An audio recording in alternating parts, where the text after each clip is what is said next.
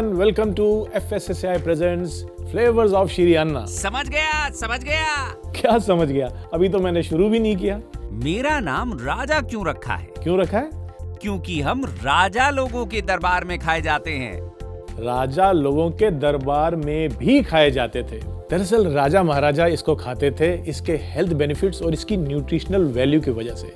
18वीं शताब्दी में जो मैसूर के सुल्तान थे हैदर अली खान साहब, ऐसा मेंशन्ड है हिस्ट्री में कि वो रागी की रोटी को पानी के साथ खाते थे। और उसी दौरान यानी कि 18वीं शताब्दी में ही एक सिपाही थे ब्रिटिश हुकूमत के जिनका नाम था जेम्स करी, और इंसिडेंटली इनको हैदर अली खान साहब ने और टीपू सुल्तान ने बंदी भी बना कर रखा था। उन्होंने भी लिखा कि उनको जेल के अंदर रागी की रोटी मिलती थी। तो देखा आपने, एक ही समय पर राजा भी और कैदी भी दोनों इसको खाते थे। अच्छा, तो ये बात है। ये बात है। तो राजा जी, मैं आपको मिलेट्स के बारे में और भी जानकारी देता रहूंगा, लेकिन पहले हम आज की रेसिपी शुरू करते हैं। आप बनाइए, मैं तो चला। आज हम बनाने वाले हैं रागी के चिल्ले। रागी जिसे हम नाचनी भी कहते हैं। इसका फायदा ये है कि इससे जो हम चिल्ला बनाएंगे वो एकदम ग्लूटेन फ्री होगा। तो है ना ये कमाल की चीज।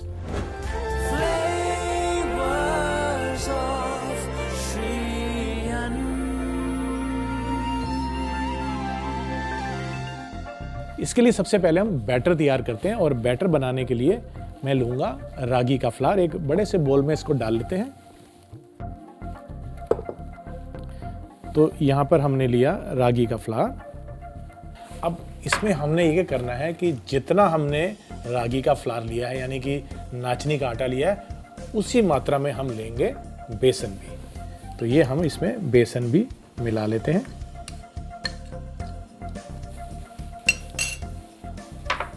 और इन दोनों को हमने बैटर बना के रखना है, लेकिन इसको और भी ज़्यादा न्यूट्रिशियस और हेल्दी बनाने के लिए इसमें हम कुछ सब्जियां डाल सकते हैं जो कि इंटरेस्टिंग है।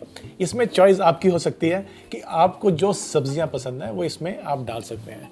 तो इसके लिए पहले मैं पालक को थोड़ा काट लेता हूं। तो हम थोड़ा इसको पतला श्रेड करेंगे।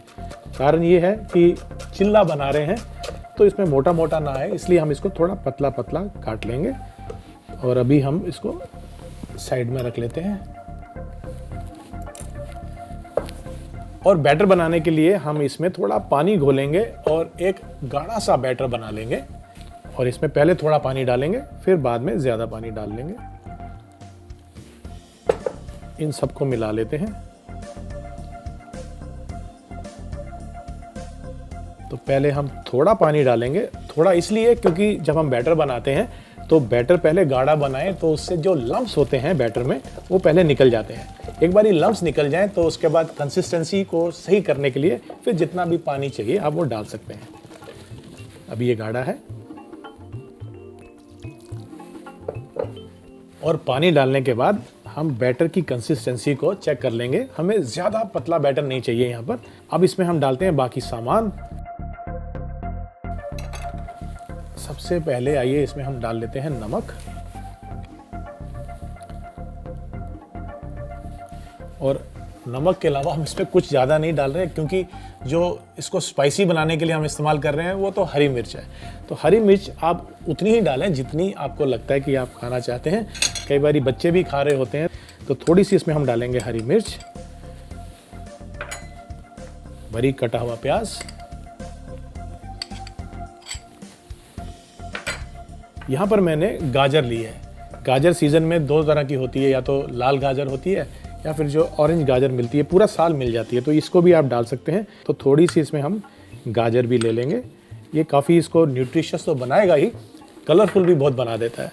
अब जो हमने पालक श्रेड करी थी वो भी इसमें मिला लेते हैं। और इसमें डालने के बाद और इसमें डालेंगे हम बारीक कटा हुआ हरा धनिया। और अब तमाम चीज़ों को हम मिक्स कर लेते हैं। और यहाँ पर हमारा बैटर तैयार है। इसको रेस्ट करते हैं 10 से 15 मिनट के लिए।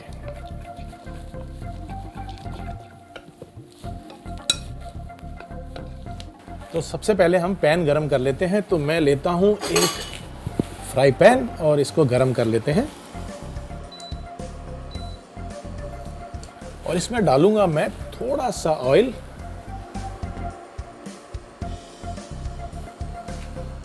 और फ्राई पैन को गर्म होने देते हैं और जो हमारा बैटर है उसको हम इस बड़े चम्मच की मदद से इसमें डालेंगे। तो पैन गर्म हो गया है, आइए इसमें हम ये बैटर डाल देते हैं और बना लेते हैं एक चीला।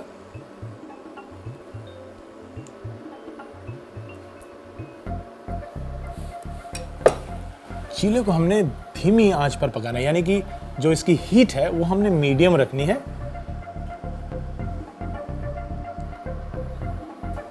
और जब ये एक तरफ से पक जाए तो हम इसको पलट लेंगे और दूसरी तरफ से भी सेक लेंगे।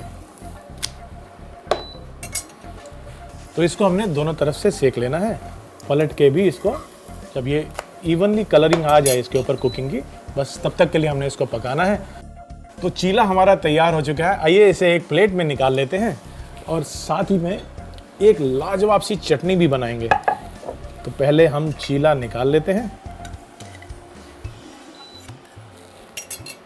और इसके लिए जो चटनी हम बना रहे हैं बहुत ही रस्टिक है, यानी जो घर पर ही सामान होता है उसी से आप ये चटनी तैयार कर सकते हैं। करना सिर्फ इतना है कि मेरे पास यहाँ पर टमाटर है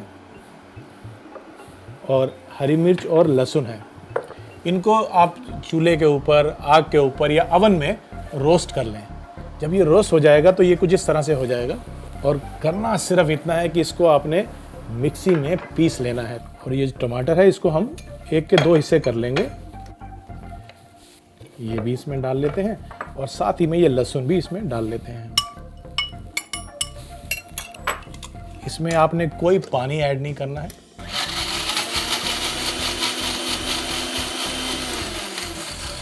तो ये चटनी आप चाहें तो इसको थोड़ा सा कोर्स यानी कि दरदरा पीसें, या फिर महीन चटनी जिसको हम डिप की तरह भी इस्तेमाल कर सकते हैं, उतना महीन भी कर सकते हैं।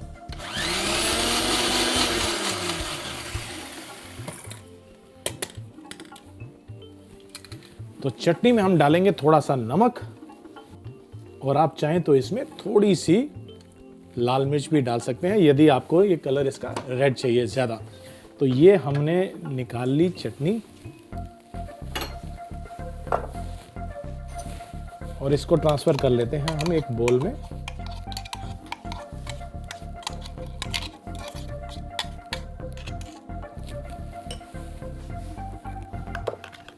और अब इसमें डालेंगे हम नींबू का रस।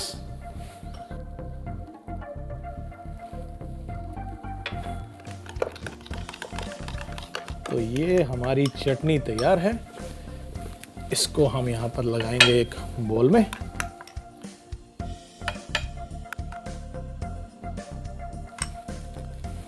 तो लीजिए जनाब, हमारी रागी के चिल्ले की रेसिपी तो तैयार हो गई।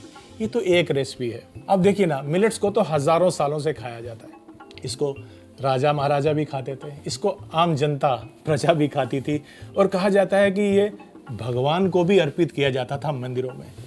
तो इसका मतलब ये हुआ कि कम से कम कितनी हजार डिशेस बनती होंगी मिलेट से। हम यहाँ बना रहे हैं कुछ ही डिशेस। तो ये बहुत पुरानी परंपरा है, इसकी मिलेट्स की बहुत पुरानी विरासत है और ये बहुत ही एंशिएंट हमारे लिए एक ऐसा अन्न है जिसको हम कहते हैं शीरियान। तो हमारा एक चीला तैयार है, चटनी भी तैयार है, तो क्यों ना एक चीला और बना लिया जाए। तो मैं झटपट से एक चीला और बना लेता हूँ। ये हमने डाल दी बैटर।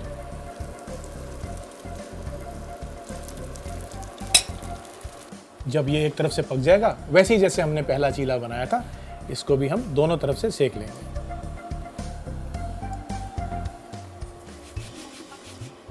अब इसे हम पलट लेते हैं और दूसरी तरफ से भी इसको सेक लेते हैं।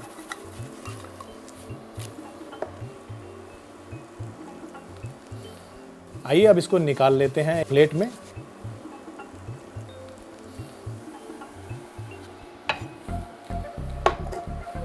तो ये हमारे दोनों चिल्ले रागी के यानी नाचनी के चिल्ले तैयार हो चुके हैं।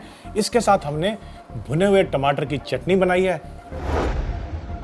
हमारे इस प्रोग्राम में जो डिश बनाई जाती है उसे खाने का रिवाज है। बिल्कुल, तो वही तो मैं करने जा रहा हूं। तो मैं इसको जब तक खाता हूं, आप देखिए इसका रिकैप। रागी चीला बनाने के लिए सबसे पहले एक बाउल में आधा कप रागी का आटा, आधा कप बेसन डालें। फिर पालक को पतला पतला काट के रख लें। अब रागी और बेसन के मिक्सचर में थोड़ा थोड़ा पानी डाल के मिलाते रहें। फिर इसमें नमक, हरी मिर्च, बारीक कटा प्याज, गाजर, पालक और हरा धनिया डाल के अच्छे से मिला के बैटर बना लें और इसे 10 से 15 मिनट के लिए रख दें। अब एक पैन में थोड़ा सा तेल डालें और बड़े चम्मच की मदद से बैटर को पैन में डालें और चीले को एक तरफ से पकने के बाद इसे पलट लें और दूसरी तरफ से भी अच्छी तरह से पका लें। अब चटनी बनाने के लिए रोस्टेड टमाटर, हरी मिर्च और लहसुन को मिक्सी में डाल के पीस लें। इसमें नमक डाल के इसे एक बाउल में निकाल लें और इसके ऊपर से नींबू का रस डालें। चीले को प्लेट में डालें। टमाटर की चटनी के साथ इसे गर्मा गर्म परोसें।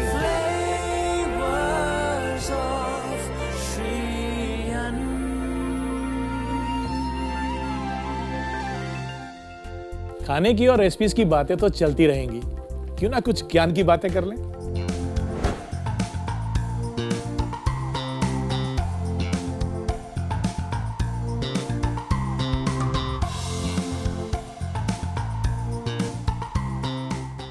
चलिए आज आपको हम रागी के हेल्थ बेनिफिट्स के साथ साथ एंशिएंट ट्रेडिशन से इसका कैसा वास्ता रहा है उसके बारे में बताते हैं। आंध्र प्रदेश में आज भी नगुला चावती, जो कि दिवाली के 4 दिन बाद पड़ती है, उस दिन रागी की एक डिश बनाकर नाग देवता को उसको चढ़ाया जाता है। आंध्र प्रदेश में ही दिवाली के बाद पैनकेक बनाकर खाने का एक रिवाज है। तो हुई ना ये मजे की बात, खाने के साथ साथ ये हमारी संस्कृति में भी जिंदा है। FSSAI presents flavours of Shri अन्न में मिलते हैं ब्रेक के उस पार एक और नई रेसिपी के साथ।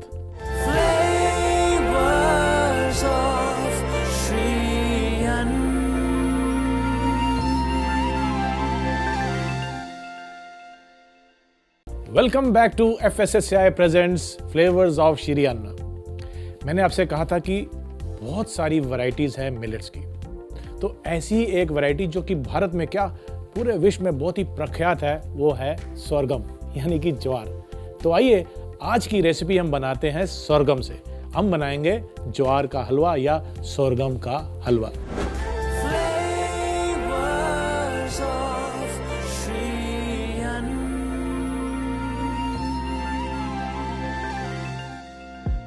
आप सोच रहे होंगे कि सोरगम क्यों? देखिए, हलवा हम बनाते हैं कई ओकेजन पे बनाते हैं, खास तौर पे धार्मिक कारणों से या घर में कुछ मीठा खाना हो तो खुशी के मौके पर यह हलवा जरूर बनता है। अब हम भी क्योंकि मिलेट्स को सेलिब्रेट कर रहे हैं, इस खुशी में बनाते हैं हम सोरगम का यानी कि ज्वार का हलवा। इसके लिए मुझे कुछ सामान चाहिए, जिसमें से नट्स बहुत इंपॉर्टेंट चीज़ है। हलवे का टेक्सचर बड़ा स्मूथ होता है, ऐसे में जब बीच बीच में नट्स आते हैं, बादाम, काजू, पिस्ता, तो इसकी रिचनेस तो बढ़ती ही है, लेकिन स्वाद में भी जब ये क्रंच आता है, लाजवाब हो जाता है हमारा ये सोरगम का हलवा। तो मैंने यहाँ पे कुछ बादाम को ब्लांच किया हुआ है। ब्लांच का मतलब ये है कि मैंने गुनगुने पानी में इसको 2 मिनट के लिए रखा और उसके बाद निकाल के इसको मैंने छिलका उतार लिया। इसका छिलका उतारने के बाद हमने इसको लंबा लंबा काटना है। आप चाहें तो इसको अपने मनपसंद तरीके से चॉप भी कर सकते हैं, लेकिन हम क्या करते हैं, इसको हम थोड़ा लंबाई में काट लेते हैं। तो ये हम ले लेते हैं बादाम और इनको लंबा लंबा इस तरह से काट लेते हैं। और इसको सजाने के लिए आप और भी नट्स का इस्तेमाल कर सकते हैं। तो पिस्ता भी है हमारे पास, उसको आप ऐसे ड्राई भी डाल सकते हैं। ये लीजिए, इसके बाद हम पिस्ते को भी काट लेते हैं।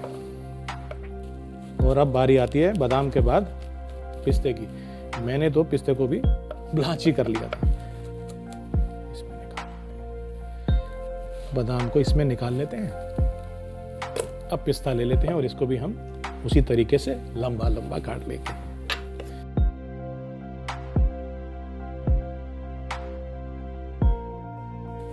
ये हमने पिस्ता भी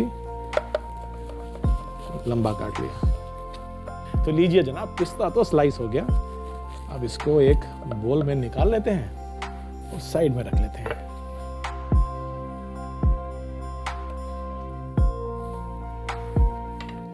तो चलिए शुभ कार्यों में बनाए जाने वाले हलवे का हम शुभारंभ करते हैं। और सबसे पहले हम एक पैन या आप चाहें तो छोटी कढ़ाई, उसको गर्म कर लेते हैं और उसमें देसी घी डालेंगे। जी हाँ, हम देसी घी का इस्तेमाल कर रहे हैं क्योंकि कहा जाता है कि जो मिलेट्स है ना, ये थोड़े से ड्राई होता है। हालांकि इसकी तासीर ठंडी है, लेकिन फिर भी इसको खुश्क होने की वजह से इसमें घी का इस्तेमाल होता है। इवन आप ज्वार की रोटी भी बनाते हैं तो उसके साथ आप घी या मक्खन देते हैं ना, वो इसलिए ताकि वो तर रहे और उसकी जो खुश्कपन है उसको हम थोड़ा कंपनसेट कर सकें। तो सबसे पहले हम इसमें डालेंगे घी।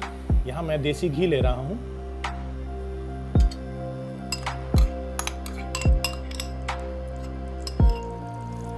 और घी के गर्म होते ही इसमें हम ये ज्वार का जो आटा है ये इसमें मिला देंगे। और जैसे ही हम ज्वार का आटा डालेंगे, थोड़ी देर के लिए तो ये मिक्सर थोड़ा गाढ़ा हो जाता है, लेकिन बाद में ये अपने आप धीरे धीरे थोड़ा लूज हो जाता है जैसे जैसे हम भूनेंगे।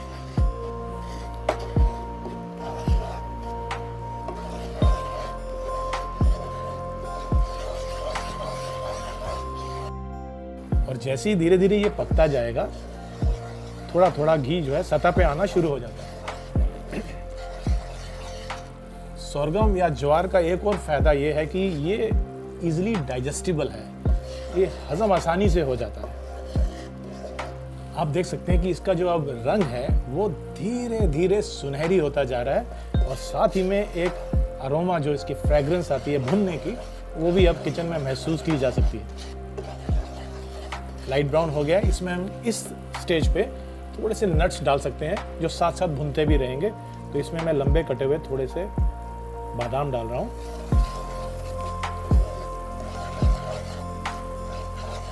जब इसका रंग थोड़ा चेंज हो जाए, उस स्टेज पर हम इसमें गुड़ डालेंगे। हम गुड़ का इस्तेमाल कर रहे हैं, आप चाहें तो यहाँ पे चीनी भी डाल सकते हैं।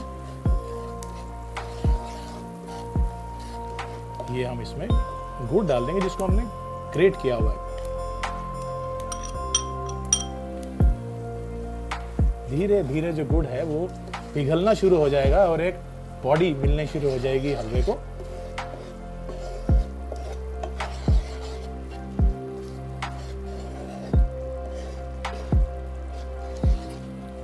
अब इस स्टेज में इसमें थोड़ी सी खुशबू देने के लिए हम इलायची का पाउडर डाल देते हैं।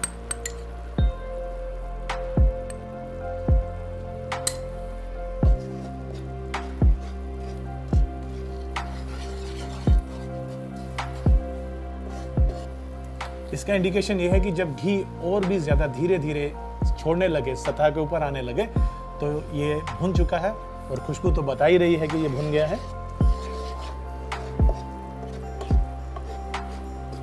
आप देख सकते हैं कि घी ऊपर आ गया है। अब इस स्टेज पे हम इसमें पानी मिला सकते हैं। तो ये पानी हम इसमें मिला लेते हैं और इसको पकाते हैं। पानी धीरे धीरे इवेपोरेट होता जाएगा जैसे जैसे हम उसको पकाते जाएंगे।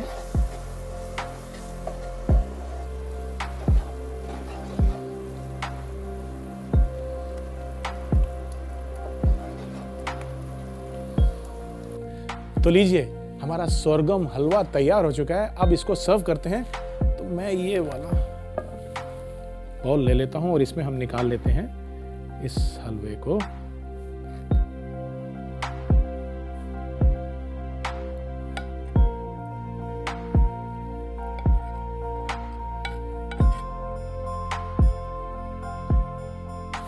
और इसमें डालने के बाद अब बारी आती है इसको और बेहतर सजाने की। तो यहाँ पर मैं ले लेता हूँ थोड़ा सा पिस्ता और इसके ऊपर डाल लेता हूँ। मैं थोड़ा सा डाल रहा हूँ, आप भरपूर भी डाल सकते हैं। बेहतर यही होगा कि इसके अंदर काफ़ी नट्स भी हों, जो कि बहुत अच्छा लगता है जब आप खाते हैं हलवे को। और थोड़े से बादाम से भी मैं इसको सजा देता हूँ। ये लीजिए। तो लीजिए जनाब, हमारा सोरगम यानी कि ज्वार का हलवा तैयार हो चुका है। ये जरूर राजा महाराजाओं की डिश रही होगी। ऑफ कोर्स, राजा भी खाते थे और प्रजा भी खाती थी, और अब मैं खाने जा रहा हूँ। जब तक मैं इसको चखता हूँ, आप देखिए इसका रिकैप। ज्वार का हलवा बनाने के लिए सबसे पहले बादाम को कुछ देर के लिए गुनगुने पानी में रखकर इसके छिलके उतार लें। अब बादाम और पिस्ता को लंबा लंबा काट लें। फिर एक गरम पैन में आधा कप घी डालें। फिर इसमें आधा कप ज्वार का आटा डालकर अच्छे से मिला लें।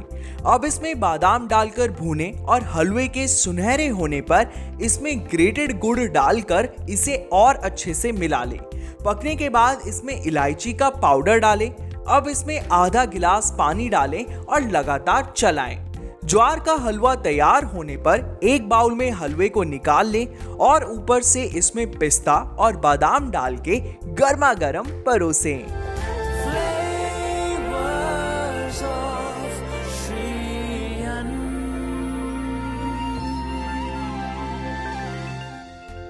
तो देखा आपने मिलेट्स की नई नई रेसिपी बनाने का कितना स्कोप है।